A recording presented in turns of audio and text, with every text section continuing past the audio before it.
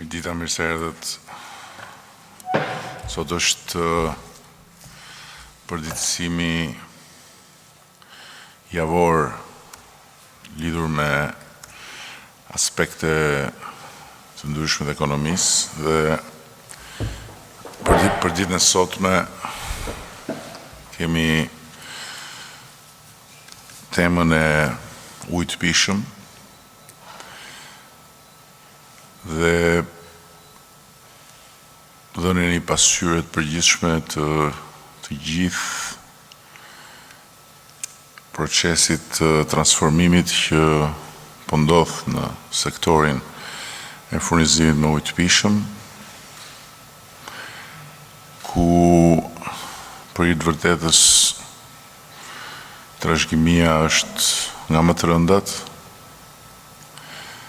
dhe aktualisht janë në punë 128 kantiere të hapura, të cilat do të mbyllen brenda vitit të ardhshëm, ndërkohë që brenda pranverës ardhshme do të hapen edhe plot 70 kantiere të tjera për të garantuar 24 orë furnizim me ujë në faktikisht vitin e ardhshëm 55 zona të mëdha urbane të vendit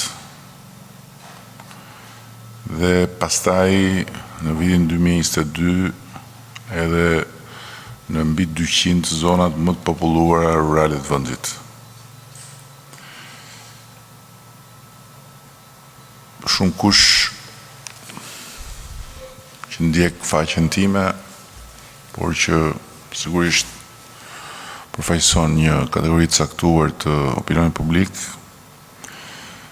ngre pyetjen herë me ironi, herë me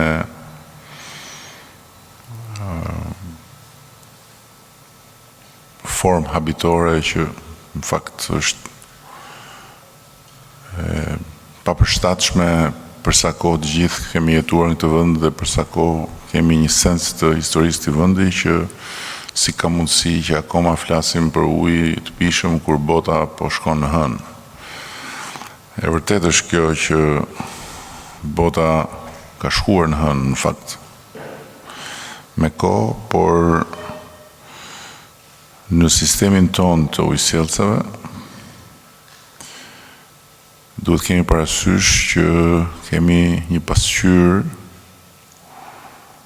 shumë të posaçme në raport me botën, jo dhe aq të posaçme në raport me rajonin, për hir të vërtetës, ku vjet re që rrjetet e trashëguara janë rrjetet të ndërtuara në vitet 60-70. Dhe që t'jemi të qartë, as në vitet e komunizmit nuk është garantuar furnizimi me ujë 24 orë për të gjithë popullsinë, as në vitet e komunizmit nuk është ndërtuar një sistem ujësjellsi i rrjetëzuar nga qendra në çdo pikë banimit të Shqipërisë dhe për më tepër ne 25 vjet pas rënies komunizmit kemi praktikisht filluar të prekim një sistem furnizimi me ujë ku kemi pasur dhe akoma sot aty ku vazhdon puna ka depo dhe tubacione të viteve 60-70. Është një reformë tërësore, është një nga 5 kolonat e përcaktuara në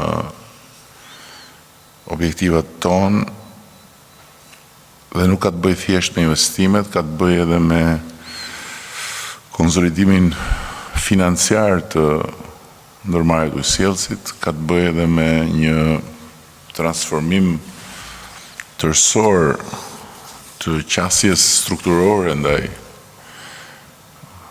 ujit pishëm që vazhdon. Kuadri ligjor dhe regulator është përmirësuar ndjeshëm, ka një program për agregimin e shoqërive të ujësjellës kanalizive në rang kombëtar, por duhet shkojmë më tutje dhe duhet shkojmë patjetër drejt një radikalizimi të procesit reformës për sa i përket strukturimit të gjithë sistemit të administrimit të ujit pishëm.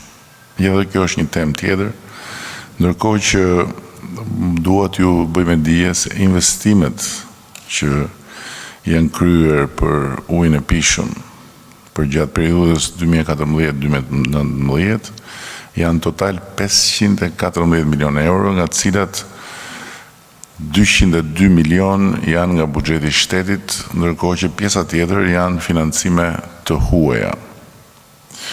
Për sa i përket vitit 2020, vetëm për rrjetet e ujësjellësve janë investuar rreth 44 milion euro nga buxheti i shtetit dhe mbi 30 milion euro nga financimet e huaja. Dhe në vitin 2021 do të alokohen për investime në ujësjellës kanalizime 52 milion euro dhe financimet huaja gati 46 milion euro. Por sa i përket ujësjellësve, nga trashëgimia nuk ka vetëm se rrjete të degraduara.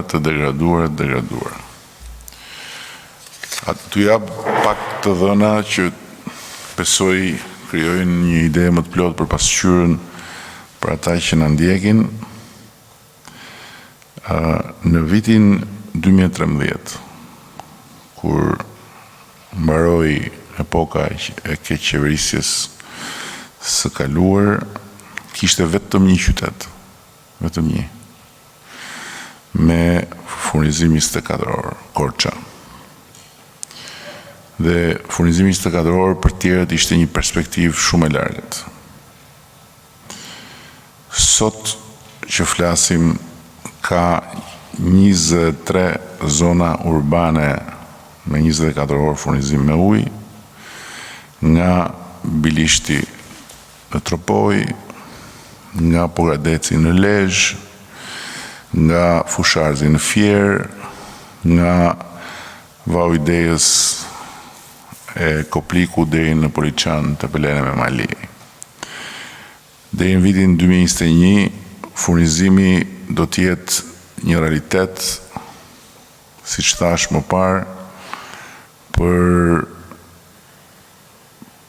të gjitha zonat urbane të Shqipërisë, duke përfshirë që nga Laçi në Kavaj, që nga Fushkruja në Shijak, që nga Kruja në Berat, në Lushnjë, Gjirokastër e me radhë.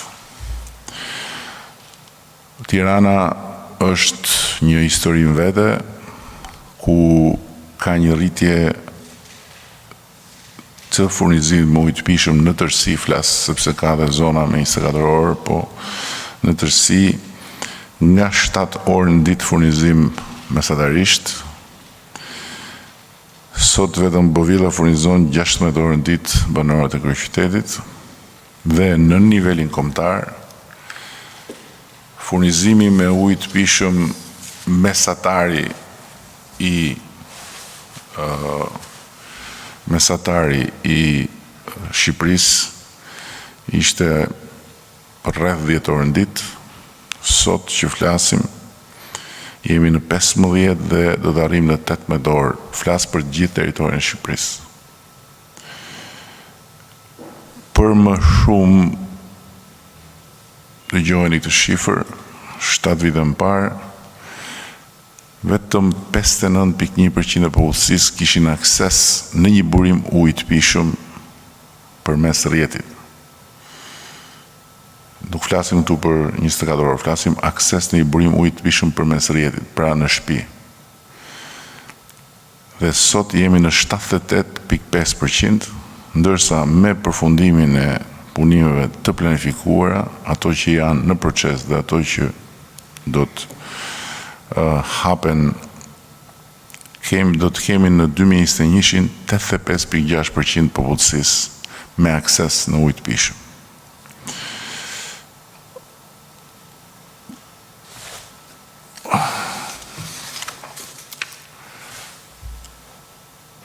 Ndryshimi është absolutisht i ndjeshëm kudo, por është tërësisht patjetër i pamjaftueshëm në raport me objektivin dhe në raport me sigurisht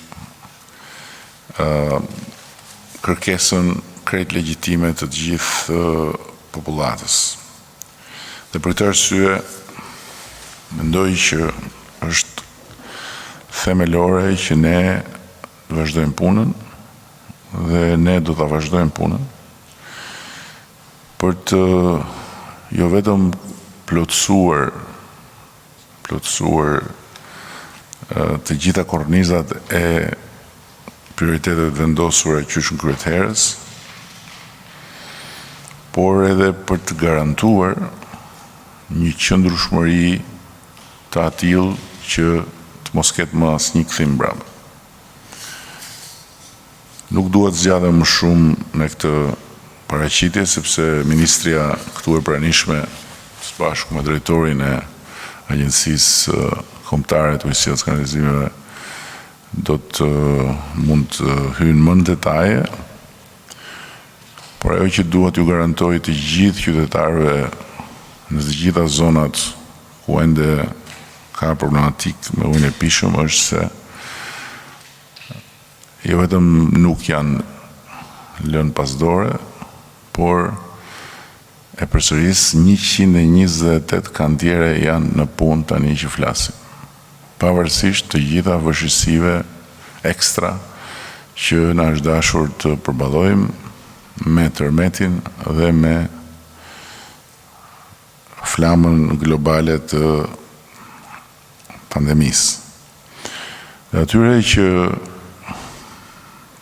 pretendojnë, apo pyesin, apo sugjerojnë që këto nuk janë prioritete, se investimet që ne i kemi vazhduar dhe vazhdojmë nuk janë prioritete, qoftë për infrastrukturën kombëtare rrugore, qoftë për të tjerat përfshirë dhe këto investime për cilat flasim sot, ju them shumë thjesht që ekonomia shqiptare të rritet, duhet vazhdojmë të investojmë fuqishëm. Dhe këto investime nuk janë as pak qëllim vetvete. Këto investime nuk janë thjesht mira mundësi punësimi dhe të ardhurash për 10 mijëra njerëz që punojnë në këto kantiere, duke filluar nga rrugët tek shtëpitë që rindërtohen, por këto janë burime të reja ekonomie për të ardhmen e familjeve dhe për të ardhmen e vendit, për ekonominë familjare dhe për ekonominë kombëtare. Dhe për këtë është njësoj si një familje e cila në kushtet e përballjes me masat shtrënguese ka nevojë të mbyllet, po ka nevojë dhe të punojë. Çdo shtëpi duhet vazhdoj të punojë në mënyrë që të garantoj të ardhurat. Dhe shtëpia e përbashkët duhet vazhdoj dhe vazhdon të punojë. Vetëm kështu ne do të kapërcejmë në një nivel tjetër në aspektin ekonomik dhe në aspektin social. Vetëm kështu ne do të kemi edhe më shumë të ardhura për të bërë një rishpërndarje më të madhe të ardhurave, për të rritur më tutje rrogat, për të rritur më tutje pagën minimale, që tani më e kemi vendosur në 300.000 lek, 30.000 lek të reja, dhe për të rritur mundësit për punë dhe për më shumë fitime për të gjithë përmes punës. Nisë.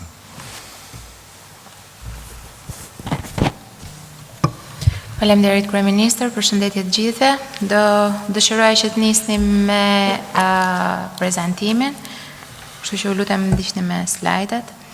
Ashtu siç ne e themi gjithmonë, padyshim uji, sektori i ujit, pra furnizimi me ujë është një nga 5 strategjitë kryesore shtyllat mbështetëse të programit qeverisë shqiptare dhe konsiston në zgjerimin dhe përmirësimin e aksesit të shërbimeve të ujësjelljes kanalizimeve, forcimin e qëndrueshmërisë financiare, cilësinë e shërbimeve të furnizimit me ujë dhe kanalizime sigurisht, mirëqeverisjen dhe përmirësimin e kuadrit ligjor. Kemi gjetur një kuadër ligjor shumë të dobët në 2013 me fushat të cilat mbi vendoseshin midis pushtetit qendror dhe atij vendor, dhe hartimin e zbatimit të programit për agregimin e 58 shoqërive të cilat funksionojnë në rang kombëtar.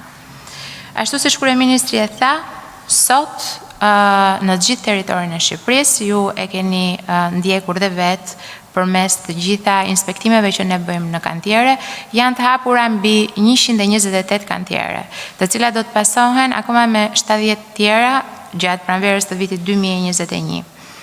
Është e rëndësishme të theksohet që këto kantiere janë të përhapura në gjithë territorin e Shqipërisë, duke nisur nga Malësia e Madhe dhe duke përfunduar në Konispol, me fokus kryesor dhe në zonat të cilat janë zona turistike në zhvillim, siç janë pra zonat në veri të vendit, që tashmë Thethi apo Lepusha apo dhe vende tjera, por sigurisht edhe duke i dhënë një fokus të madh jugut të vendit, duke qenë se tashmë fluksi i vizitorëve çdo vit gjatë sezonit veror është gjithmonë dhe më i rritur, kështu që dhe kapacitetet në ato zona janë të nevojshme që të rriten. Në një hartë që keni në prezantim për të gjithë gazetarët, i keni të ndara sipas legjendës 66 zonat urbane në 61 bashki dhe ku ne sot po punojmë, ku do dorëzojmë gjatë vitit 2021 të gjitha kantieret e hapura dhe të gjitha kantieret që planifikojmë të hapim në vitin 2021 për t'i përmbyllur për 24 muaj apo 18 muaj sipas afatit në vitin 2023. Investimet nga viti 2014 deri në vitin 2019 parashikohen kanë qenë në shumën 514 milion euro, të ndara sipas buxhetit të shtetit 202 milion, ndërkohë sipas financimit të huaj 311 milion. Investimet që qeveria shqiptare dhe donatorët e huaj kanë bërë nga viti 2020 deri në përfundim të vitit 2021, i keni në tabelën që po shfaqet tani, pra në vitin 2020 kemi pasur një nivel financimi nga buxheti i shtetit në 43.75 milion, ndërkohë nga financimi huaj 30.53 milion, dhe shikoni rritjen të cilën do kemi gjatë vitit 2021. Në vitin 2021 shifra e financimit nga buxheti i shtetit shkon në 52.6 milion, ndërkohë që nga financimi i huaj 45.85 milion. Në projekt buxhetin e vitit 2021, i cili është aprovuar dje në Parlamentin Shqiptar, është mbuluar mbi 85% e nevojave që Ministria e Infrastrukturës dhe Energjisë ka paraqitur për të gjitha projektet e ujësjelljes kanalizimeve për vitin 2021, pra kuptohet që është dhënë një fokus i veçantë këtij sektori kaq të rëndësishëm për të gjithë qytetarët.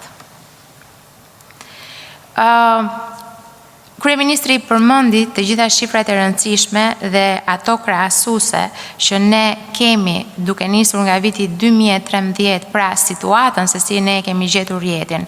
Një rrjet i amortizuar, i cili kryesisht është ndërtuar në vitet 60-70. Dhe nuk është vetëm le të themi investimi mbi 50 vjeçar e më shumë tashmë, por edhe problematika për sa i përket lëvizjeve demografike. Për shembull, marrim rastin e qytetit Tiranës. Qyteti i Tiranës, një rrjet i ndërtuar rreth viteve 60, për një kapacitet jo më shumë se 300.000 banor, i është dashur të akomodoj për vit të tëra kapacitetin e 1 milion banorëve në të njëjtin rrjet.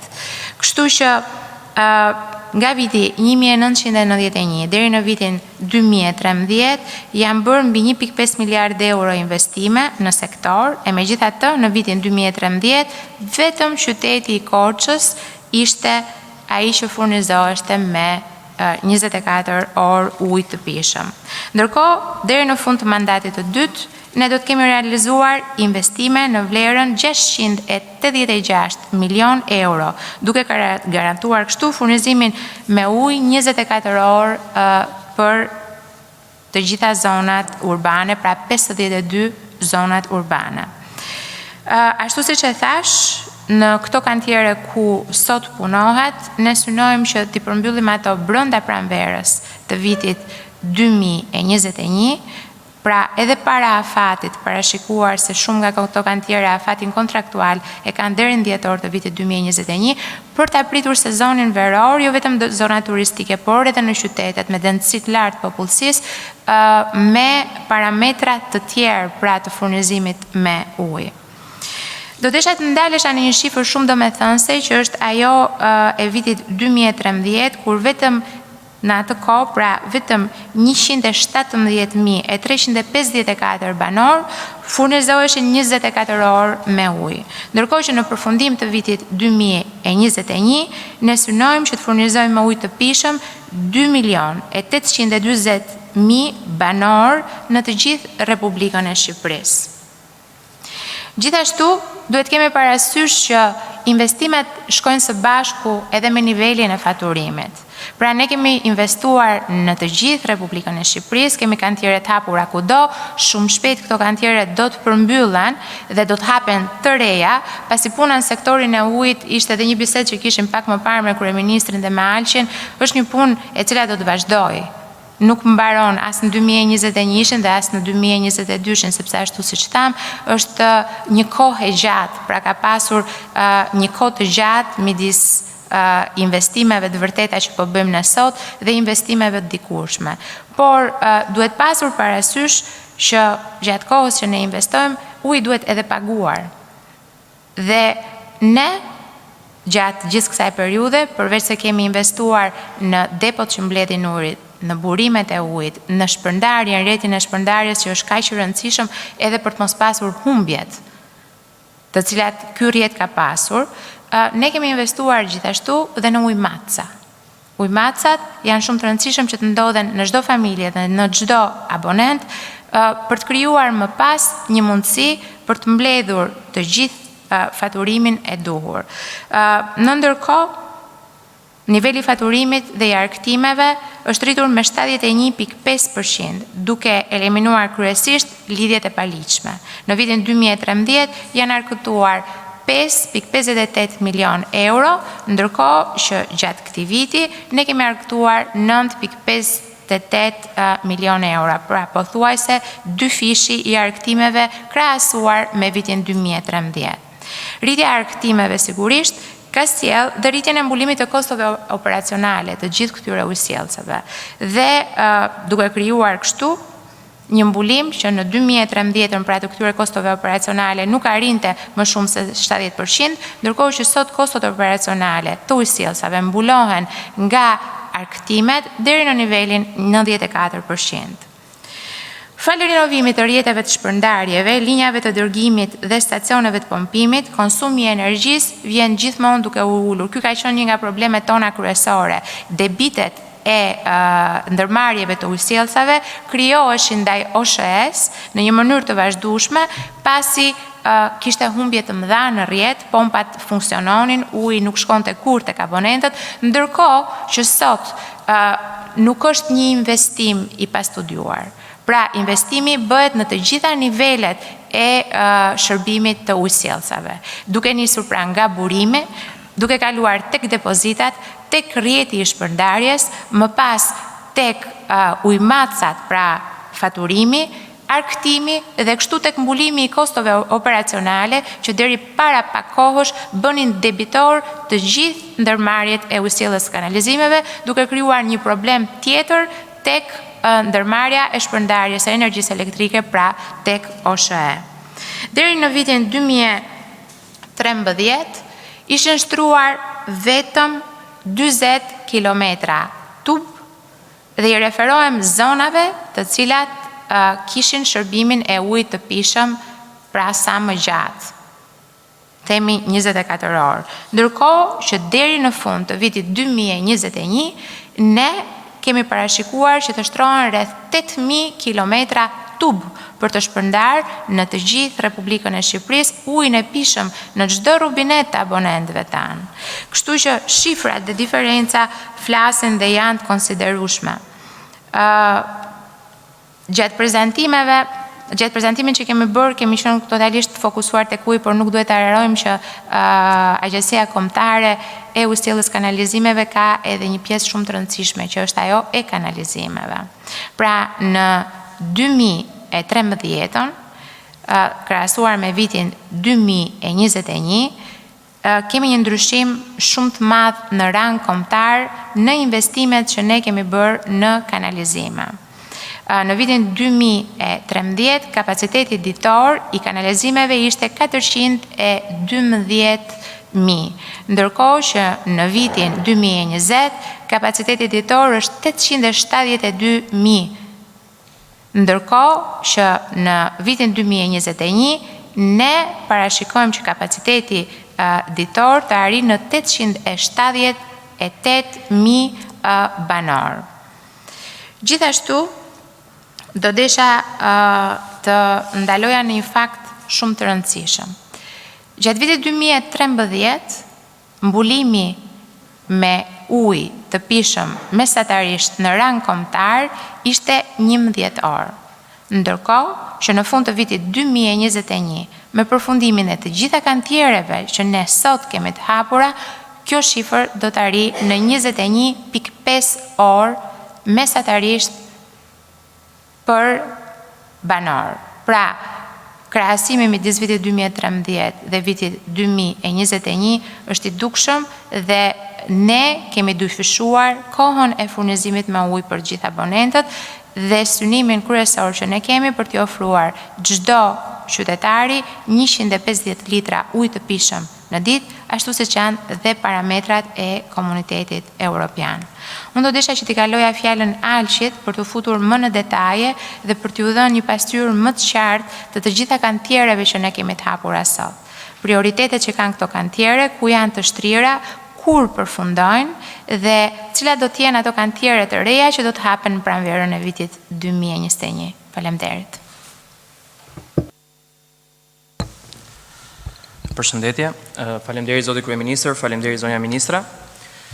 Ashtu siç u përmend edhe prej kryeministrit dhe prej zonës ministre, janë 128 kantiere tashmë të hapura në nivel kombëtar, përfundimi të cilave pritet brenda vitit 2021, si dhe presim gjithashtu që brenda pranverës të vitit 2021 të hapim dhe 70 kantiere të tjera, të cilat maksimalisht do të përfundojnë brenda gjysmës parë të vitit 2022. Përfundimi këtyre kantiereve jo vetëm do të garantoj furnizim 24 orë me ujë për mbi 59 zona urbane në nivel kombëtar, por gjithashtu do të garantoj furnizim 24 orë me ujë edhe për mbi 200 zona rurale apo njësi administrative më të populluara sa i përket bashkive respektive. Unë do të bëj një kalim të shpejt sipas çdo bashkie sa i përket kantiereve që kemi në proces apo kantiereve të reja që pritet të hapen brenda pranverës të vitit 2021.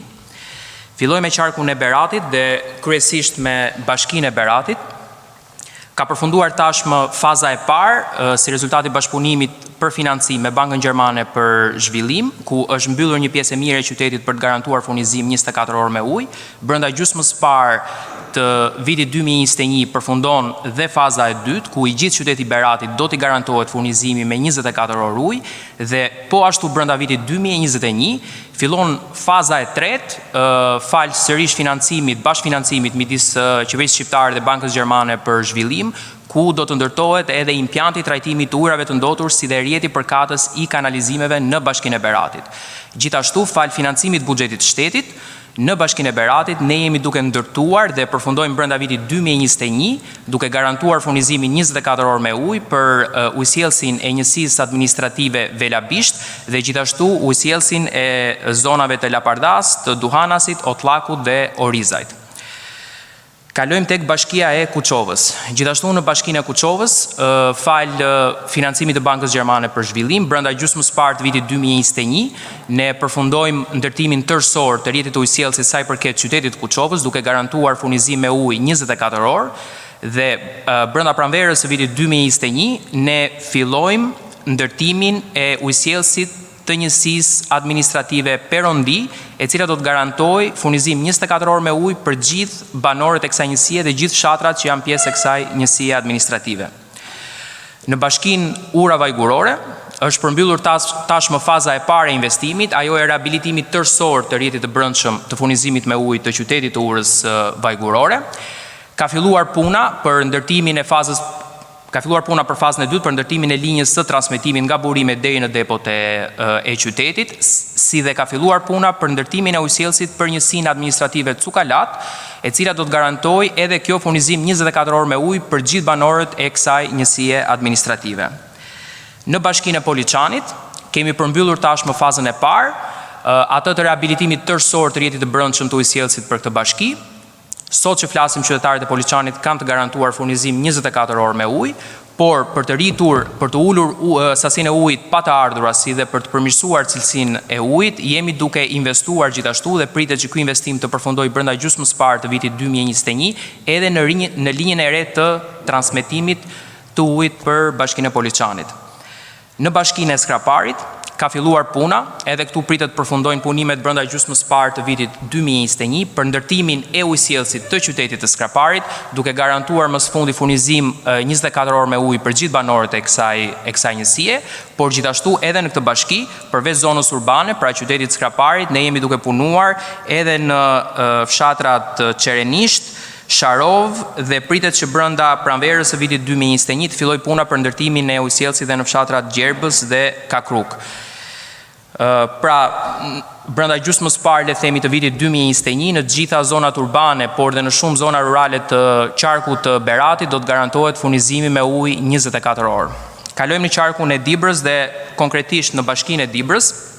Në Bashkinë e Dibrës, falë investimeve të buxhetit shtetit, jemi duke implementuar aktualisht 2 projekte shumë të rëndësishme, njëra që lidhet me linjën e transmetimit nga zona Gura e Epërme në Luzni dhe tjetra linja e transmetimit nga burimet e Gramës. Janë 2 projekte strategjike të cilat do të garantojnë sasinë e nevojshme të ujit për të plotësuar nevojat 24 orë me ujë për qytetarët e Dibrës. Gjithashtu, një problematik që e kemi hasur në shumë qytete, pavarësisht është paksa teknike, janë pallatet kolon dhe janë me qindra të tilla në përbashkitë kryesore, pra janë ato pallate ku ka vetëm një matës kryesor për gjithë pallatin dhe nuk arrihet të faturohet konsumi në secilën familje. Jemi duke investuar edhe në këto pallate kolon, duke bërë të mundur që çdo konsumator të faturohet vetëm për sasinë e ujit që konsumon. Në Bashkinë e Bulqizës, edhe këtu jemi duke implementuar aktualisht 2 projekte. Projekti i parë është lidhet me fazën e dytë të përfundimit të ujësjellsit për qytetin e Bulqizës dhe brenda gjysmës parë qyteti i Bulqizës do të garantohet furnizimi me ujë 24 orë, ndërkohë që gjithashtu jemi duke përmbyllur edhe fazën e dytë për njësinë administrative të Gjoricës, ku dhe këtu do të garantohet furnizimi me ujë 24 orë.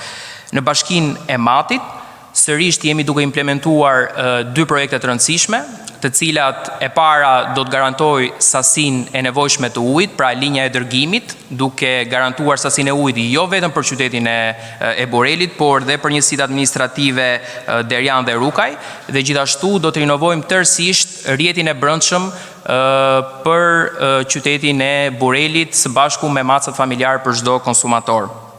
Dhe në Bashkinë e Klosit jemi drejt përfundimit të investimit, besoj brenda muajit dhjetor janar duhet përfundoj investimi optimizimit të rrjetit të ujësjellësit, duke garantuar edhe për banorët e këtij qyteti furnizim me ujë 24 orë.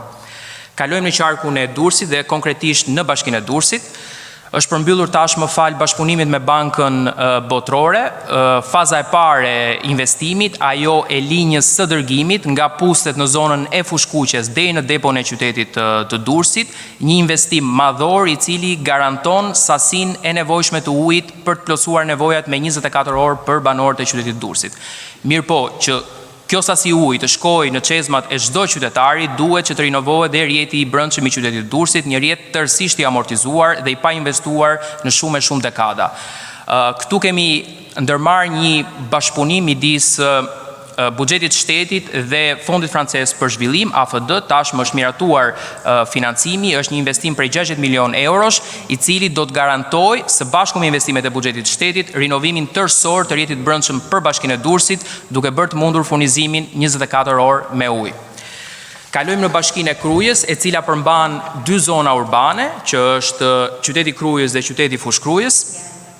Në qytetin e Krujës, problemi kryesor që ne kemi hasur ndër vite ka qenë garantimi i sasisë së nevojshme të ujit. Pra rrjeti i brendshëm kanë qenë i investuar, por nuk kishte sasitë të nevojshme uji për të plotësuar nevojat e qytetarëve.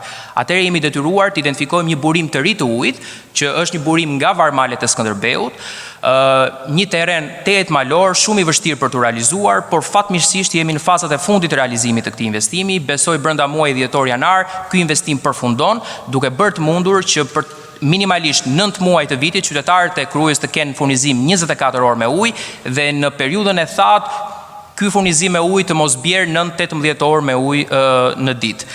Ndërkohë që në zonën urbane të Fushkrujës, në qytetin e Fushkrujës, jemi duke investuar tashmë një projekt me çelësa në dorë, i cili konsiston në rehabilitimin tërësor të rrjetit të brendshëm, linjës transmetimit, rehabilitimit të stacioneve të pompimit, depo së re, duke garantuar brenda vitit 2021 ose le të themi brenda gjysmës parë të vitit 2021 furnizim 24 orë me ujë për të gjithë banorët e qytetit të Fushkrujës.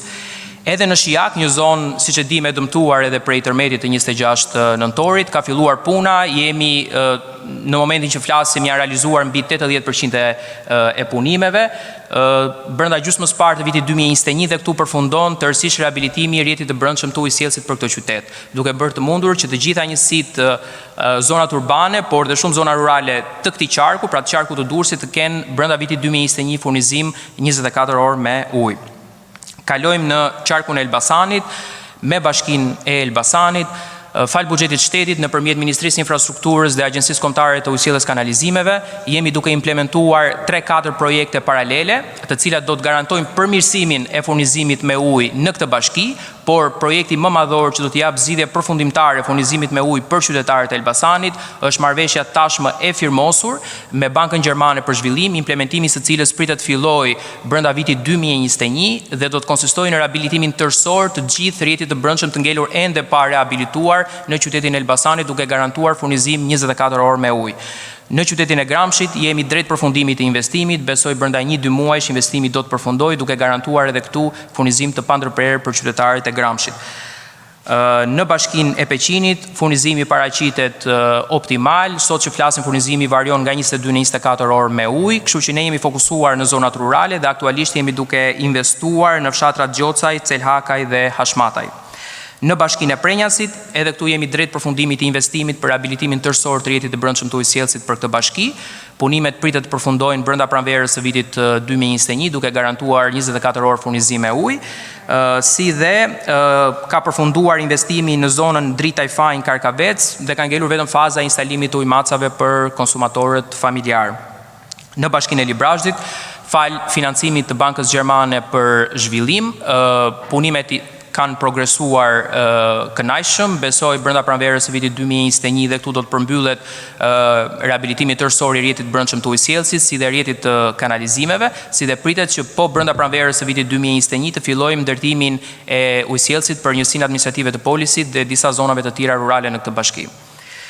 Në Bashkinë e Belqit, Bashkia e Belqit është një nga projektet më madhore të qeverisë shqiptare. Janë aktualisht 3 faza në të cilat po investohet. Bashkia e Belqit ka dhe një specifik tjetër që po e eksperimentojmë në nivel kombëtar, siç ministrja e përmendi me të drejtë, një nga problemet më të mëdha në sektorin e ujësjellësit është kosto e lartë e prodhimit të ujit si rezultati kostos së energjisë elektrike, dhe në këtë kuadër Bashkia e Belqit ka qenë një nga bashkitë më problematike, pra një nga bashkitë më jo rentabël për shkak të kostos së lartë të energjisë elektrike në prodhimin e ujit. Ndaj, si pjesë e projektit të ujësjellësit në këtë bashki, ne jemi duke ndërtuar dhe një impjant fotovoltaik, duke prodhuar energji nga dielli për të suportuar nevojat e ujësjellësit. Pra në përfundim të këtij projekti, Bashkia e Belqit plus 34 fshatra të kësaj bashkie, jo vetëm do t'ju garantohet furnizimi me 24 orë ujë, por mos së fundit do të zhndërrohet në një ndërmarrje rentabël për shkak të zërimit të kostos së energjisë. Në Bashkinë e Cerrikut, furnizimi me ujë për zonën e qytetit është optimale, varion nga 22 në 24 orë me ujë në ditë, ndaj ne jemi fokusuar në zonat rurale. Aktualisht jemi duke punuar në njësinë administrative Mollas për të garantuar dhe aty furnizim me ujë 24 orë, dhe brenda pranverës së vitit 2021 fillon puna dhe për ndërtimin e ujësjellësit në njësinë administrative Klos. Kalojmë në qarkun e Fierit dhe konkretisht në Bashkinë e Fierit. Në Bashkinë e Fierit tashmë është përmbyllur faza e parë fal financimit të qeverisë gjermane nëpërmjet Bankës Gjermane për zhvillim, dhe pritet që në vitin 2021 marrëveshjet financiare janë firmosur, të filloj puna dhe për fazën e dytë, e cila do të përmbyll jo vetëm ato zonat pambuluara nga faza e parë, por edhe rrjet kanalizimesh. Gjithashtu, edhe fal buxhetit shtetit, ne jemi duke investuar në një zonë periferike të Bashkisë Fierit, që është zona Afrimi i Ri deri te shkolla bujqësore, për të garantuar dhe për këta banorë furnizim 24 orë me ujë. Bashkia e Patosit është një tjetër projekt madhor i qeverisë shqiptare, i ndarë në 2 faza. Të dyja fazat janë në proces implementimi. Faza e parë lidhet me rehabilitimin tërësor të rrjetit të brendshëm dhe faza e dytë me rehabilitimin tërësor të linjës së transmetimit. Pritet që edhe Bashkia e Patosit dhe ndërmarrja e ujësjellës kanalizimeve në Patos ka qenë një ndërmarrje tërësisht e falimentuar si rezultati kostos lartë të prodhimit të energjisë, dhe fal këtij investimi do bëhet e mundur që për herë të parë dhe ndërmarrja e Patosit të kthehet në një ndërmarrje rentabël, duke bërë të mundur që të sigurohen të ardhurat e mjaftueshme, jo vetëm për të mbuluar kostot operacionale, por edhe për të mbuluar mirëmbajtjen e këtij rrjeti që tashmë po investohet nga qeveria qendrore. Në Bashkinë e Lushnjës, edhe këtu ka përfunduar faza e parë fal financimit të Bankës Gjermane për zhvillim. Jemi në proces dhe pritet që brenda gjysmës parë të vitit 2021 të përfundojë dhe faza e dytë, si dhe kemi hyrë në disa zona rurale të kësaj bashkie për të bërë të mundur që brenda vitit 2021 të garantohet furnizimi me ujë 24 orë. Në Bashkinë e Mallakastrës pritet që brenda pak ditësh të fillojë puna për rehabilitimin tërësor të rrjetit të brendshëm, i cili do të garantojë edhe ky furnizim 24 orë me ujë për gjithë qytetarët e Ballshit. Kalojmë në qarkun e Gjirokastrës. Në Bashkinë e Gjirokastrës jemi aktualisht duke implementuar 2 projekte paralele. Projekti i parë lidhet me ujësjellësin e Gjirokastrës, fazën e dytë të financuar nëpërmjet Bankës Gjermane për zhvillim, punimet e të cilit pritet të përfundojnë brenda gjysmës parë të vitit 2021, duke garantuar furnizim 24 orë me ujë për gjithë qytetarët e Gjirokastrës, por gjithashtu kemi progresuar kënaqshëm dhe në ujësjellësin e Lazaratit, kanë përfunduar mbi 60-70% e punimeve, dhe besoj brenda pranverës së vitit 2021 do mundet të garantojmë furnizim 24 orë me ujë edhe për të gjithë qytetarët e Lazaratit. Në Libohov ka filluar tashmë puna, brenda vitit 2021 përfundoni plot rehabilitimi i rrjetit të ujësjellësit për qytetin e Libohovës, duke garantuar 24 orë furnizim me ujë. Në Dropull jemi duke punuar paralelisht në 3 projekte, të cilat do të garantojnë për herë të parë furnizim të pandërprerë me ujë për pjesën më të madhe të fshatrave që i përkasin kësaj bashkie. Nëpërmjet, tashmë ka përfunduar plotësisht rehabilitimi tërësor i rrjetit të ujësjellësit sa i përket Bashkisë së Përmetit, dhe qytetarët e Përmetit sot kanë furnizim të pandërprerë me ujë. Ndërkohë, ne kemi filluar punën, pra jemi fokusuar tek zonat rurale dhe kemi filluar punën për ndërtimin e ujësjellsave në 3 njësi administrative, të cilat në vetvete përmbajnë shumë fshatra. Pra është njësi administrative Piskov, Petran dhe Frashër, dhe shpresojmë që brenda vitit 2021 edhe për këto 3 njësi administrative të kemi furnizim me ujë 24 orë.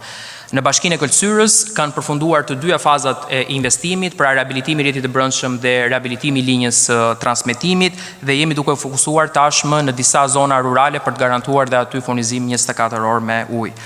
Në Bashkinë e Memaliajt ka përfunduar investimi sa i përket rrjetit të brendshëm të ujësjellësit të qytetit të Memaliajt, dhe ndërkohë pritet që brenda pranverës së vitit 2021 të fillojë puna dhe për ndërtimin e ujësjellësit për fshatrat Vasjar, Ilira, Sanë Vjos, Toç, Lulzim, Zhulaj dhe Krahas, duke garantuar dhe për këto fshatra furnizim 24 orë me ujë.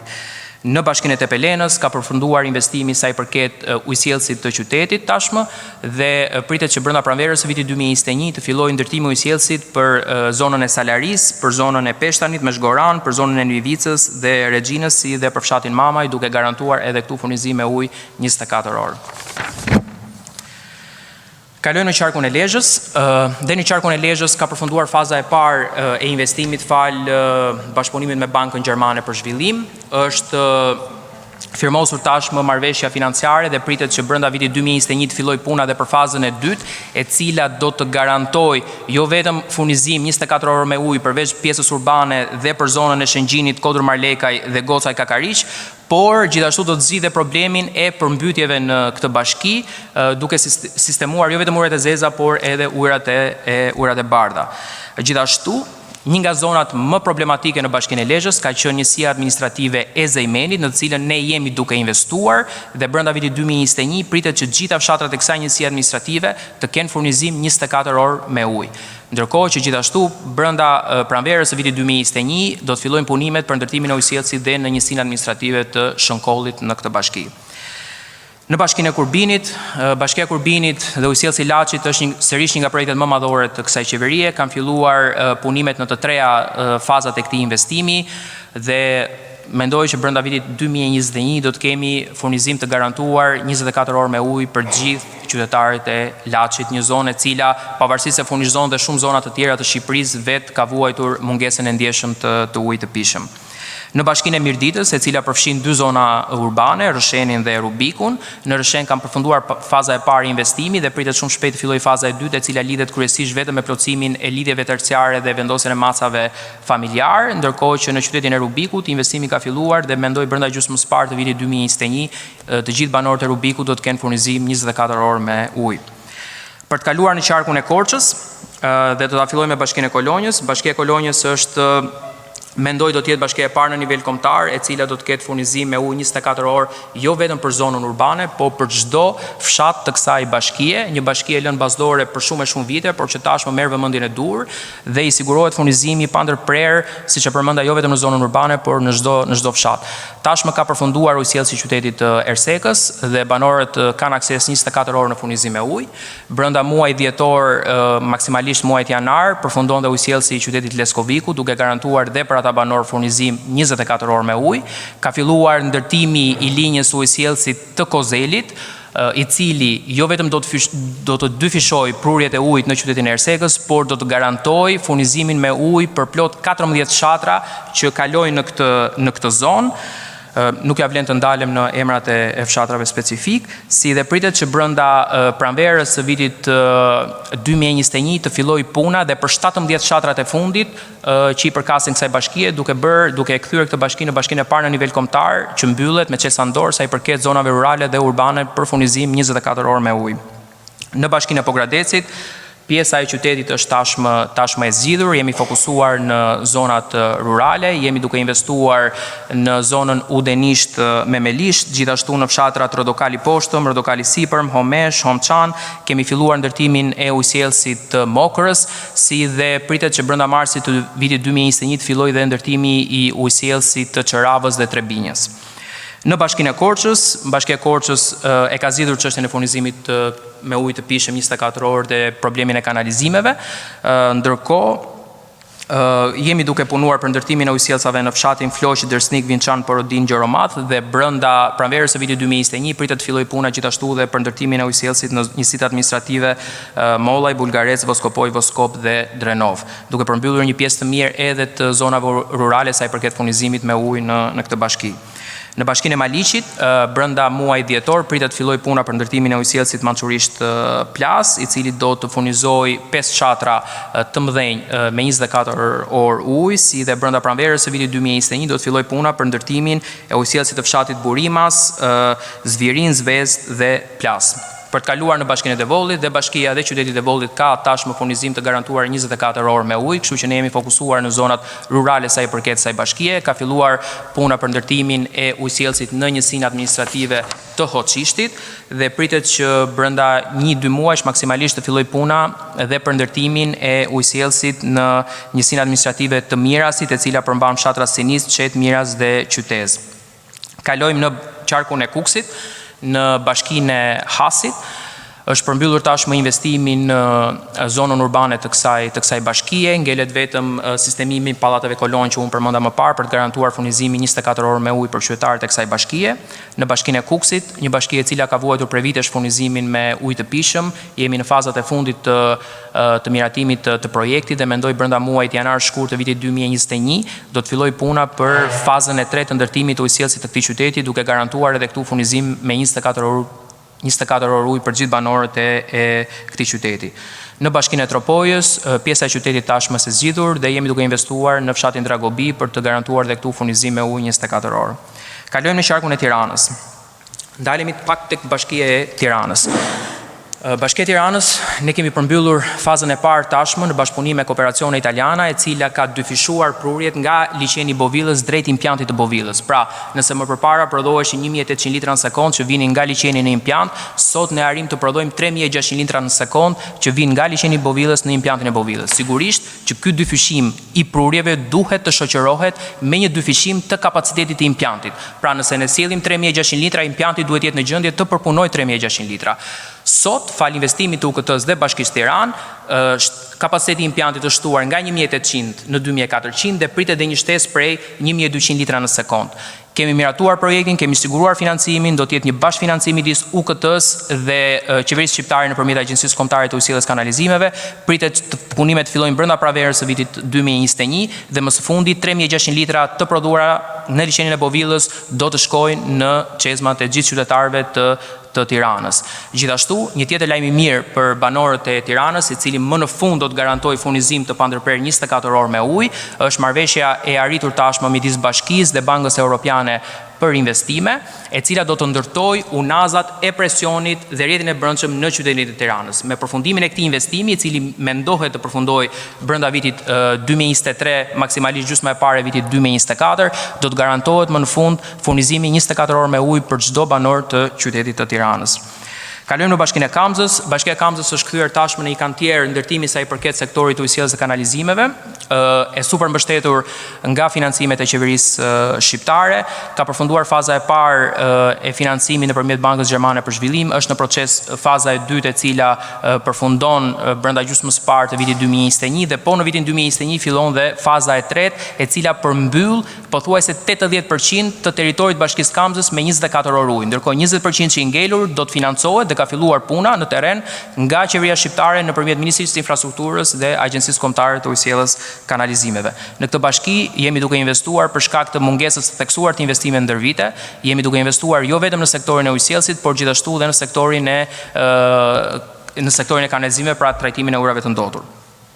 Në Bashkinë e Vorrës, brenda pranverës së vitit 2021 do të fillojë një projekt madhor i cili dhe këtu do të garantojë furnizim 24 orë me ujë për gjithë pjesën urbane të kësaj bashkie. Në Kavaj, ashtu si në Belsh, në Patoz dhe në Laç, qeveria shqiptare është duke financuar një nga projektet më madhore dhe pritet që brenda gjysmës së parë, maksimalisht brenda shtatorit të vitit 2021, të garantohet furnizimi 24 orë me ujë për të gjithë banorët e qytetit të Kavajës. Gjithashtu, jemi drejt përmbylljes së investimit edhe në zonën e Luzit që i përket kësaj bashkie, si në sektorin e ujit, ashtu dhe të kanalizimeve. në qytetin e Rogozhinës.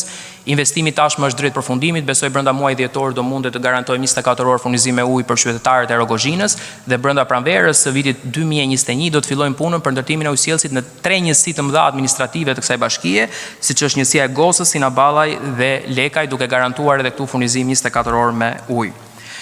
Në qarkun e Shkodrës, dalemi tek Bashkia e Shkodrës, përfundimi i fazës së parë të financimit nëpërmjet Bankës Gjermane për Zhvillim ka përmirësuar ndjeshëm furnizimin me ujë në këtë qytet dhe furnizimi varion në 20-22 orë ujë në ditë, ndërkohë që faza e dytë e cila tashmë marrëveshja financiare nëpërmjet qeverisë shqiptare dhe Bankës Gjermane për Zhvillim është firmosur, pritet fillojnë vitin 2021, do të garantojnë 100% furnizimin me ujë 24 orë për gjithë pjesën urbane të bashkisë së Shkodrës, si dhe gjithashtu do të ndërtohet dhe impjanti trajtimit të ujrave të ndotur dhe rrjeti kanalizimeve për këtë bashki.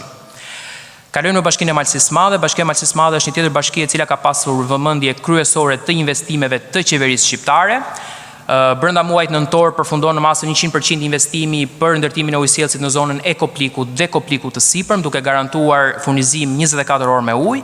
Ka filluar puna për ndërtimin e ujësjellësit në njësinë administrative të Bajzës dhe 18 fshatra të tjera, duke përfunduar brenda vitit 2021 dhe duke garantuar 24 orë furnizim me ujë edhe për këtë njësi administrative, si dhe po punohet në fshatrat Gradec, Pjetërshan, Goraj dhe Budish, dhe brenda pranverës vitit 2021 pritet filloj puna dhe për pikën turistike të Tamarës, duke garantuar dhe aty furnizim të pandërprerë. Në Bashkinë e Pukës, ujësjellësi Pukës tashmë është i përfunduar, ngelen vetëm për të montuar macat familjar, të cilat ato janë fazën përfundimtare, dhe shumë shpejt pritet filloj puna dhe për ndërtimin e ujësjellësit në fshatin Luvë dhe fshatin Gjegjan. E njëjta gjë dhe në Bashkinë e Fusharzit, pjesa e parë e investimit ka përfunduar, pra rehabilitimi tërësor i rrjetit të brendshëm, dhe brenda pranverës së vitit 2021 pritet filloj puna dhe për rehabilitimin tërësor të linjës së dërgimit në këtë bashki. Në Bashkinë e Baut të Dejes, investimi pritet të përfundojë brenda dhjetorit të këtij viti, duke garantuar 24 orë furnizim me ujë për gjithë banorët e këtij qyteti, si dhe shumë shpejt pritet filloj puna për ndërtimin e ujësjellësit në zonën Mjet dhe Shelqet. Kalojmë në qarkun e Vlorës, i cili është dhe qarku i fundit, por jo më pak i rëndësishmi. Ndalemi në Bashkinë e Vlorës. Brenda pak ditëve fillon puna për zëvendësimin dhe rehabilitimin tërësor të linjës së dërgimit nga uji ftohtë te Shkolla e Marinës. Kjo është një linjë strategjikisht e rëndësishme, pasi banorët e kësaj zone jo vetëm janë lidhur drejt për drejt në tubacion kryesor, duke bërë të pamundur faturimin e tyre dhe duke shkaktuar, duke rritur ndjeshëm sasinë e ujit pa të ardhura, por dëmi më i madh është që ul me pothuajse 30-40% sasinë e ujit që shkon në qytetin e Vlorës. Me përfundimin e këtij investimi brenda gjysmës parë të vitit 2021, minimalisht prurjet që shkojnë në qytetin e Vlorës do të rriten me 30-40%. Gjithashtu ka filluar puna ose pritet filloj këto ditë puna për ndërtimin e ujësjellësit në rrugën transballkanike, si dhe brenda pranverës vitit 2021 do të filloj puna për ndërtimin e ujësjellësit në lagjet ish fabrika e çimentos Partizani Karabash. Por lajmi më i mirë për banorët e qytetit të Vlorës është marrëveshja tashmë e firmosur midis qeverisë shqiptare dhe Bankës Gjermane për Zhvillim, një marrëveshje plot 18 milion euro, të cilat do të investohen në rehabilitimin tërësor të rrjetit të brendshëm të qytetit të Vlorës, duke bërë të mundur që banorët e qytetit të Vlorës mësfundi të kenë furnizim të pandërprerë 24 orë me ujë. Në Selenic ka përfunduar tashmë investimi në qytetin e Selenicës, në Kote dhe Armen, dhe pritet që shumë shpejt të fillojë investimi edhe në zonat rurale Gjormë Brataj. Imara është një tjetër bashki e cila ka patur vëmendjen kryesore të qeverisë shqiptare. Jemi duke investuar në ndërtimin e impjantit të ujrave të ndotur në Dërmi dhe Drimadhes, si dhe në rrjetin e ujësjellësit për këto zona turistike, të një rëndësie të veçantë, siç është Dërmiu, Drimadhes, Kondraqi, Palasa. Ka përfunduar investimi në fshatin Tërbaç, ka përfunduar rehabilitimi i rrjetit kanalizimeve në Potam, si dhe ka filluar puna nëpërmjet një financimi, bashkëfinancimi, implementuar nëpërmjet Fondit Shqiptar të Zhvillimit dhe Bankës Gjermane për Zhvillim, i cili do të rrit prurje duke garantuar ujin nga burimet në zonën e Kuçit, për të furnizuar jo vetëm qytetin e Imarës, por dhe të gjithë Bregdetin e Jugut. Ndalemi në Bashkinë e Sarandës, tashmë është përfunduar faza e parë e investimit duke mbyllur gjysmën e qytetit Sarandës fal investimit Bankës Gjermane për Zhvillim. Për të mbyllur gjysmën tjetër të qytetit Sarandës është angazhuar buxheti i shtetit dhe pritet që punimet fillojnë brenda gjysmës parë brenda pranverës së vitit 2021, si dhemi duke punuar për përmbylljen tërësore të rrjetit ujësjellësit në zonën Eksamili duke garantuar dhe aty furnizim 24 orë me ujë. Dhe në fund, kemi edhe 3 bashki. Bashkia e Konispolit ka përfunduar tashmë rrjeti ujësjellësit në Bashkinë e Konispolit dhe jemi duke u fokusuar në zonat rurale të kësaj bashkie. Sot që flasim, banorët e Konispolit kanë 24 orë ujë të garantuar. Bashkia e Delvinës është duke u punuar fal bashkëpunimin me Bankën Gjermane për Zhvillim dhe pritet që brenda gjysmës parë të vitit 2021 gjithë qytetarët e Bashkisë Delvinës të kenë të garantuar 24 orë furnizim me ujë. Në fund në Bashkinë e Finiqit jemi duke investuar 3 projekte paralele që do të garantojnë furnizimin me 24 orë ujë për plot 31 fshatra të kësaj bashkie. Faleminderit. Përshëndetje, Arbër Hitaj nga Radio Televizioni Skan. Unë kam disa pyetje, edhe nga paraqitjet që dëgjova edhe nga zonja ministre, por edhe nga drejtori e Agjencisë Ujësisë Kanalizimeve, pas që ishin shumë zona edhe të thella dhe rurale, shumë mirë që janë bërë investimet, por mungonin zona turistike. Velipoja, po ta shikosh te harta, është me portokalli, që do thotë është planifikuar të mbyllet vitin tjetër 2021-2023. Vlora e njëjta situatë pjesa e Bregut, Saranda gjithashtu, Durrësi gjithashtu. Mos ndoshta zgjedhur një strategji e gabuar për të investuar ose për të ndërtuar ujësjellës kanalizimeve edhe në zona ku janë disa fshatra që unë i kam parë ka dhe 50 banor, ndërkohë që janë evituar ose nuk janë bërë ende investime në ato zona ku ka shumë kapacitet dhe ekonomik dhe ku janë zonat kryesore turistike. Një pyetje për kryeministrin Rama. Ju para ca vitesh, në vitin 2015 mos gabojmë, keni paraqitur reformën e ujit si një nga reformat më të rëndësishme pas asaj të energjisë. Humbjet në rrjet kanë qenë diku te 60%, mos gabojmë. Si ka ecur kjo reformë? A ka një reduktim të humbjeve në rrjet? Pyetje tjetër për financimin, skema e financimit për hetsin e Skavicës, po për kryeministrin Rama, si është zgjedhur apo nuk është përcaktuar ende si do jetë? Dhe një pyetje të fundit për zonjën Balluku, projekti Milot Fier, si ka shkuar, si po shkon, në çfarë faze është? Faleminderit. Sa i përket pyetjes së parë, konstatimi është i drejtë, por siç e përmenda edhe në fjalën time, ne kemi qenë në koordinim perfekt me donatorët, që donatorët kryesorë janë Banka Botërore, Fondi Francez për Zhvillim dhe Banka Gjermane për Zhvillim, dhe kemi bërë një ndarje të investimeve që do të mbulojnë buxheti i shtetit dhe këta donatorë për shkak të angazhimeve më të mëdha financiare. Zonat që ju përmendët janë marrë përsipër pikërisht nga donatorët, tashmë marrëveshjet financiare janë të miratuar dhe brenda vitit 2021 pritet fillojë investimi në gjitha këto zonat që ju përmendët për të garantuar dhe aty furnizim 24 orë me ujë. Këto janë marrëveshje të filluara negocimi në vitin 2019, siç e dini ka procedurat e veta të negocimit dhe pritet që ndërtimi të fillojë në vitin 2021. Kjo ndarje është bërë për të vetmen arsye sepse janë zona që kërkojnë investime kapitale shumë herë më të konsiderueshme se sa janë mundësitë reale të buxhetit të shtetit. Mundësisht i evitojmë këto listat me pyetje, sepse edhe për respektin e kolegëve nuk është mirë që një gazetar të bëjë 7 pyetje. Por nuk i shmangën pyetjeve. E para, sigurisht që ka një humbje, ka një reduktim të ndjeshëm të humbjeve në rrjet, por ajo që thashë në fillim, reforma duhet thelluar, sepse për i vërtetës këto ndërmarrje, edhe pse janë shkëputur në mënyrë të arsyeshme nga tradita mizerabële dekadave të para të pas rënies komunizmit, kur u kthyen vetëm në zyra pune dhe nuk u investua për burimet njerëzore, nuk u investua për profesionalizmin e tyre, mbeten problem. Kështu që është koha për ta çuar reformën në një fazë tjetër dhe për këtë jemi duke diskutuar brenda për brenda. Përsa i përket Skavicës, është pyetje ezauruar, sepse dihet botërisht që kemi një marrëveshje me Qeverinë e Shtetit Bashkuara për ta ndërtuar Skavicën.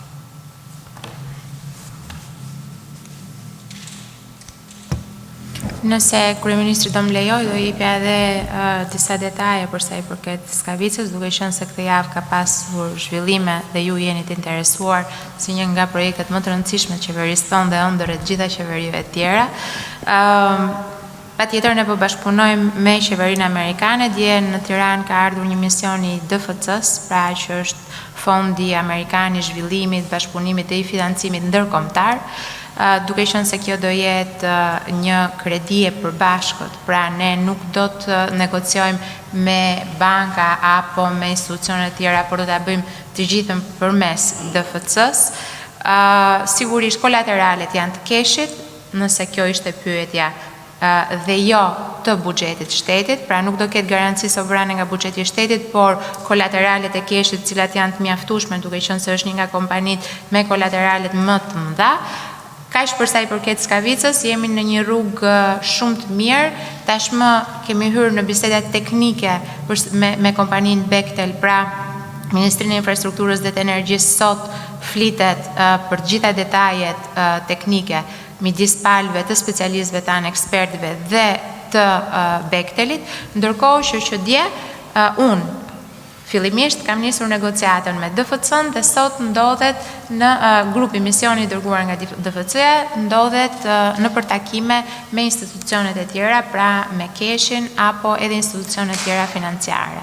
Shpresoj të jem përgjigjur dhe në detaje për Skavicën. Ndërkohë për sa i përket Milotfierit, ashtu siç u dini, në datë 9 janë mbyllur ofertat. Tashmë i takon njësisë vlerësimit që të marrë 2 javë kohët për të vlerësuar të gjithë dokumentacionin e dorëzuar. Nuk kemi ndonjë të re nga ky projekt deri në momentin që këto oferta do të jenë vlerësuar. Faleminderit. Fiorella Beleshi, Radio Televizioni Ora.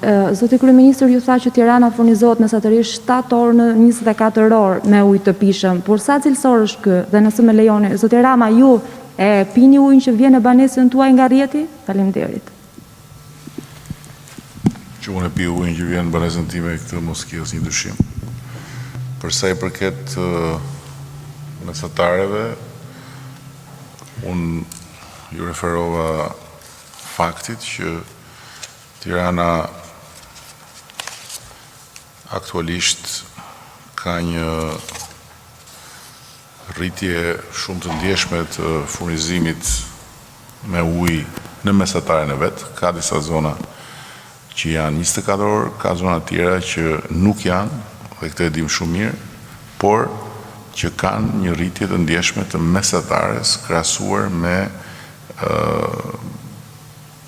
përpara se sa të fillonte ky transformim me këto investime masive.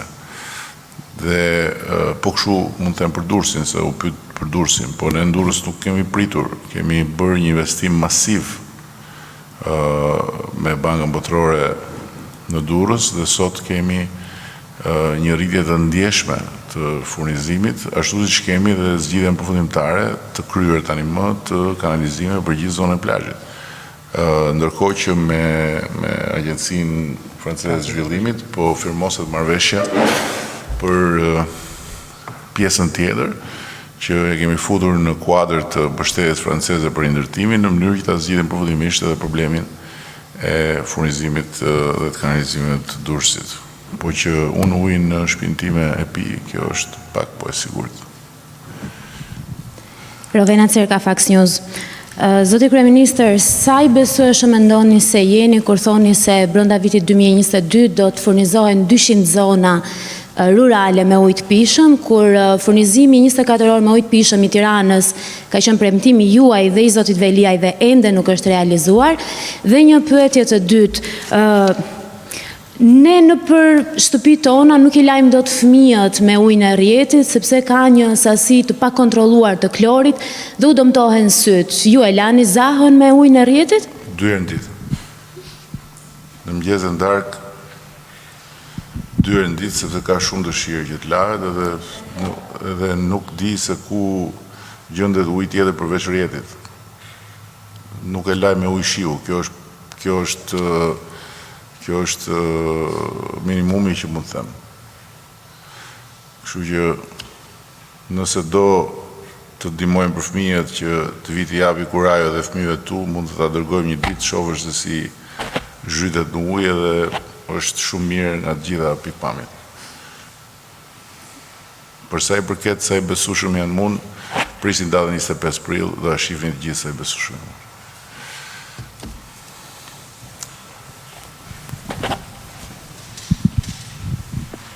Marcela Karapanço, 2 CNN.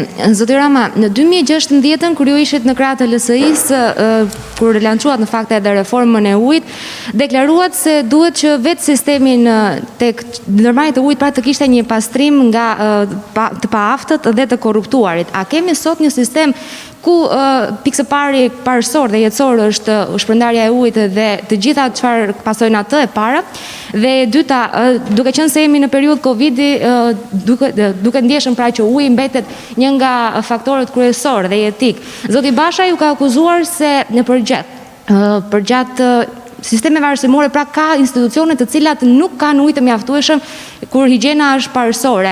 Dhe po në këtë pikë zoti Basha duket se ka qenë pothuajse pararoj apo ka pasur propozimin e tij me 5 pika që të kishte rimbursim të ilaçeve për kushtet ambulatore, pra për mjekimin në shtëpi. A jeni prap duke i kthyer syt nga plani me 5 pika i zotit Basha? Faleminderit. Tani këto 5 pikat në këtë takimin për ujin, ku hyn se janë as 5 pika uji, se të ishin 5 pika uji, të paktën mund t'i përdorni 5 veta këtu nga i pik. Po, për sa i përket ndërmarrjeve dhe në tërësi, nuk ka një shkop magjik dhe nuk ka një vaksin për ta ndaluar me një gjilpër korrupsionin. Ka reforma dhe ka sisteme që ngrihen në mënyrë të vazhdueshme dhe që japin rezultate pjesë. Kështu që ka korrupsion sot pa diskutim, po që ka shumë më pak se ç'kishte dje pa diskutim, dhe këtë mund ta argumentoj me fakte, jo me llafe. Për sa i përket qytetarëve, flas në raportin me shtetin. Dhe pa tjetër që duhet bërë punë e madhe në vazhdim dhe duhet durim i madh për të krijuar të gjitha sistemet që e bëjnë shtetin imun nga korrupsioni në kuptimin e shpërndarjes së tij kapilare, se shteti imun nga korrupsioni në botën ku jetojmë nuk ka pasur dhe nuk mund të ketë imun. Por nivelet dhe prekshmëria prej korrupsionit kuptohet bëjnë diferencën e madhe mes shteteve e shteteve. Sa i përket pastaj çështjes së shkollave, që ka probleme me furnizimin e ujit në Shqipëri, ka. Por që për herë të parë, siç e pa dhe nga gjithë kjo paraqitje që besoj ishte shterruese për momentin, çështja e ujit po adresohet në mënyrë frontale dhe sistematike, edhe kjo nuk ka nevojë të diskutohet. Kështu që ata të cilët me krye lulin flasin për ujin që mungon në një shkollë apo në një tjetër, nuk kanë ardhur nga hëna. Janë ata të cilët nuk kanë bërë asgjë për të ndryshuar situatën e trashëguar. Dhe nuk është e rastësishme që ne sot vazhdojmë merremi me depo e me tuba të viteve 60 e viteve 70 dhe bëjmë zëvendësimin e tyre me depo dhe tuba të vitit 2020. Kështu që dallimi është shumë i qartë. Dhe edhe kjo është një arsye tjetër pse mandati i tretë s'është për mua, po është për Shqipërinë, sepse ju siguroj që në momentin që ndodh ndryshe, nuk ka plan me 5 pika që vjen në realitet, po do ktheheni të gjithë ke 5 pika ujë prapë në rubinet. Këtë ja u them me garanci, sepse është me provë. Kanë qenë, i kanë pasur mundësitë për t'i bërë për t'i bërë pikat edhe pika që s'ju bie që vazhdojnë edhe flasin sikur kanë ardhur nga hëna. Ambroz Zemeta nga Syri Televizion. Zoti kryeministër, nëse më lejoni, kam një pyetje që nuk lidhet me reformën e ujit. SPA ka njësur hetimet ndaj deputetit socialist, një herazi kryetar i Partisë Socialiste të Tiranës, zotit Bushati, për fshehje të pasurisë. Një ditë më parë, ambasadori amerikane ka përshëndetur hetimet e SPA. Ka keni menduar ta zhvishni zotin Bushati nga funksionet partijake, pasi ai drejton, është bashkëdrejtues në fushatën e Tiranës deri në momentin që të përfundojnë hetimet në mënyrë që Partia Socialiste mos të marrë kosto elektorale. Faleminderit. Vdeksha unë për syrin që kanë hallë në Partisë Socialiste, do vdes fare.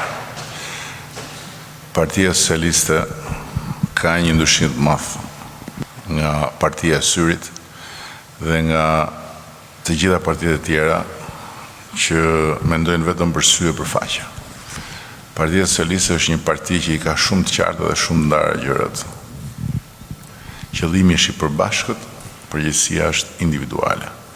Dhe Partia Socialiste as është bërë, as bëhet dhe as do bëhet në njëherë mburoj e askujt që duhet që me përgjithësi individuale të përballet me çdo akuzë, me çdo hetim, me çdo procedim. Kështu që mos keni asnjë merak në këtë aspekt.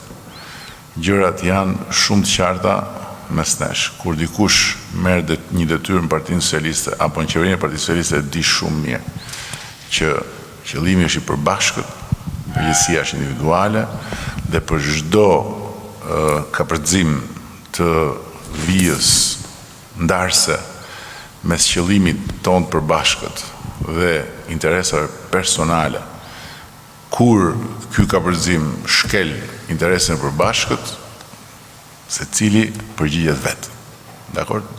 Për sa i përket pastaj zhveshjes apo veshjes së zotit Bushati apo të çdo zotërie tjetër, kjo është një çështje që nuk i takon Syrit, i takon familjes tonë politike dhe e dim ne se si dhe kur e bëjmë këtë proces në raport me qytetarët.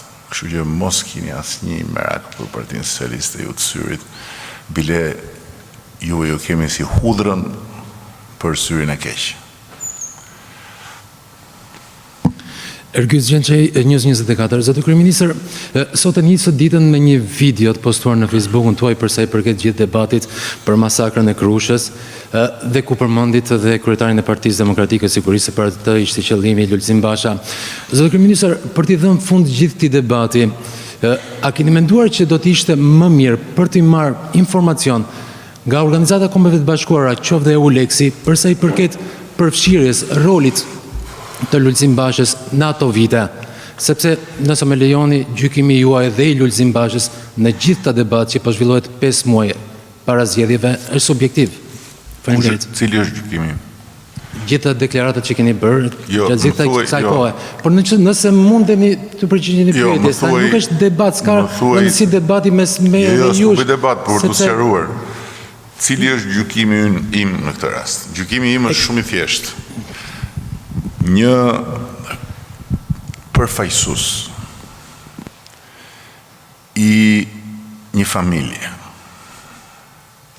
familje si familje që ka gjithë secili, i një ndërmarrje, i një organizat, i një media, dhe për më tepër një përfaqësues i një numri të caktuar qytetarësh dhe aq më shumë akoma përfaqësues i një partie politike që për më tepër akoma pretendon qeverisë vendit, ka një detyrë të patjetërsueshme të mbaj qëndrime dhe të shikoj në sy njerëzit dhe të thot atë që i takon në raport me çështje të caktuara dhe patjetër dhe në raport me çështje që lidhen me të. Nuk flasim këtu për jetën private, jeta private e secilit është në këndvështrimin tim. E secilit s'është çështje publike, nuk flasim këtu për punët private. Për punët private.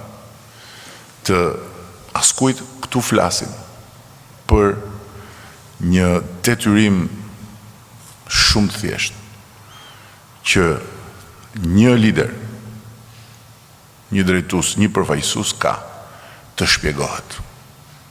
Dhe patjetër që në këtë rast unë jam as pak i dëshiruar që këto akuza që nuk i bëj unë s'kam bërë asnjë akuzë. S'kam bërë asnjë akuzë. Më thoni cilën akuzë kam bërë. Këto akuza që nuk i bëj unë, por që i bëjnë njerëz që unë as nuk i kam takuar, as nuk i njoh fare. Të mos jenë të vërteta, që ta dish. Nuk jam i dëshiruar që të jenë të vërteta. Por është detyrim i patjetërsueshëm. Nuk është i detyrim që mund të kryhet duke sharë mua. As duke ngritur teori konspiracioni, as duke i bërë bisht, as duke heshtur, as duke nxjerr partinë të bëj deklarata, se ç'pun ka partia këtu të bëj deklarata, kjo është individuale. Dhe është detyrimi në pozicionin që unë kam, që Lulzim Bashës i them, shpjegohu. Shpjegohu. Nëse Partia Socialiste, në kohën kur e ka drejtuar Fatos Nano, ka mbajtur një qëndrim caktuar që bie ndesh me interesin kombëtar, gjë që nuk ka ndodhur, por nëse ka mbajtur, dhe nëse ju sot më pyesni mua për atë qëndrim, unë kam detyrë që të mbaj pozicion, sepse jam kryetari i Partisë Socialiste, dhe është partia që unë drejtoj, pavarësisht se në të kaluarën nuk kam qenë unë kryet partisë. Dhe Partia Demokratike, bashkë me Lëvizjen Socialiste për Integrim, në qeveri, kanë votuar rezolutën e Këshillit të Evropës të ngritur mbi bazën e raportit famkeq Dick Martin. Lulzim Basha duhet të thotë pse. Ndërkohë që ne në opozitë e kemi votuar kundër dhe kemi qenë dy palë shqiptar në Strasburg dhe kemi votuar në dy mënyra të ndryshme për një çështje që sot dhe prej kohësh dhe për shumë kohë më pas do e kemi gjithmonë pjesë të kësaj historie që jetojmë bashkarisht. Kështu që pse? Mund të ketë argumenta, ta thot pse. Pse votuan pro?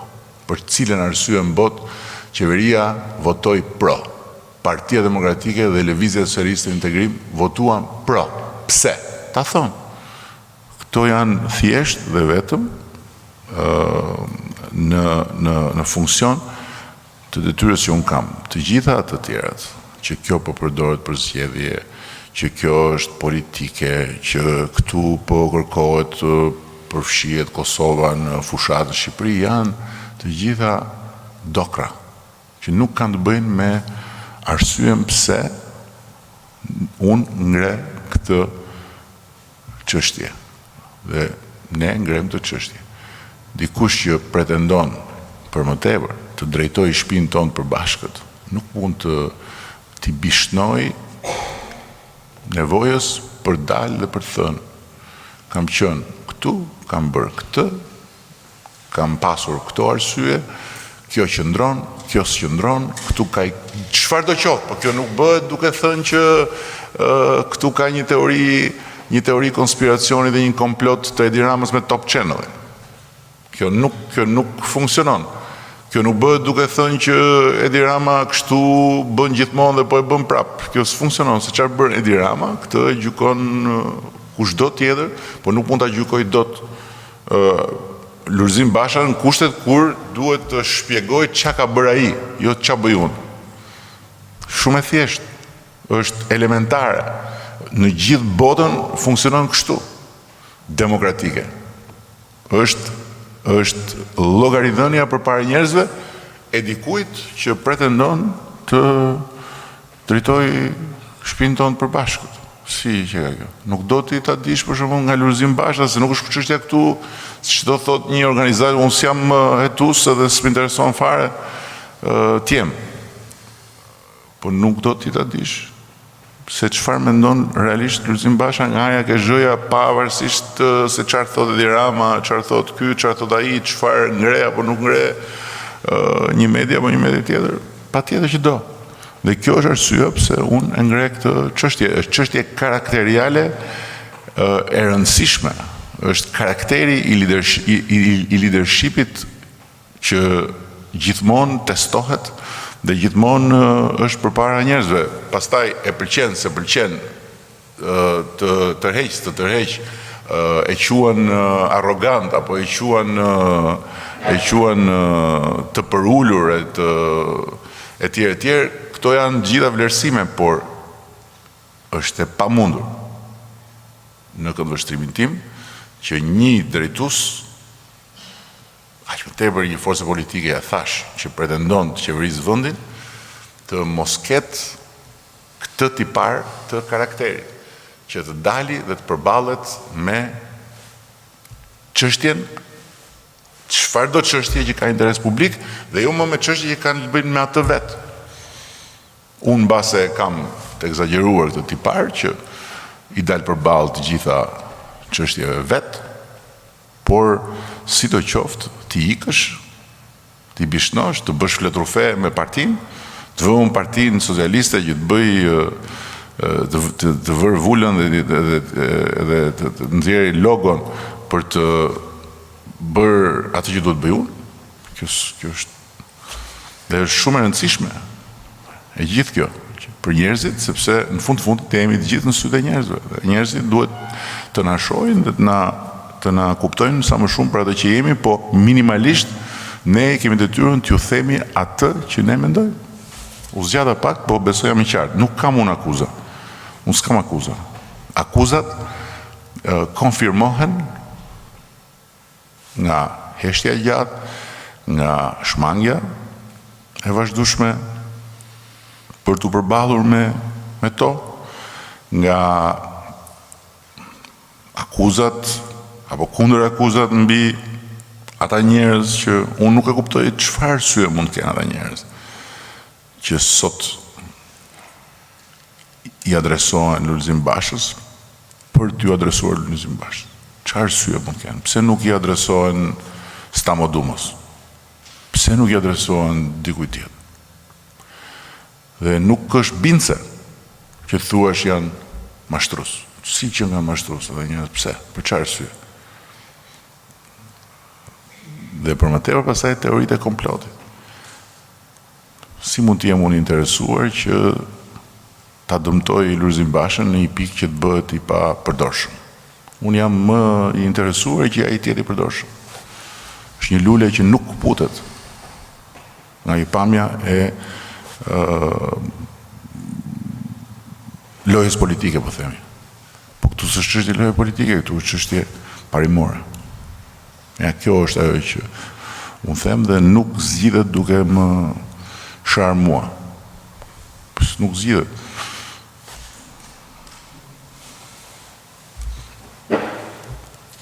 Ka dikush çka tjetër?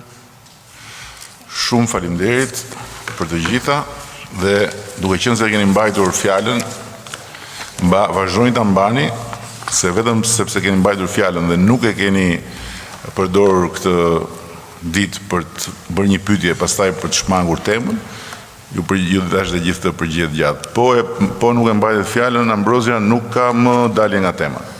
Kështu që e keni mbajtur fjalën. Kjo është një vërejtje me vend dhe të siguroj që do ta bëjmë. Kjo është, por edhe ti e ke mbajtur fjalën me sa kam parë. Faleminderit.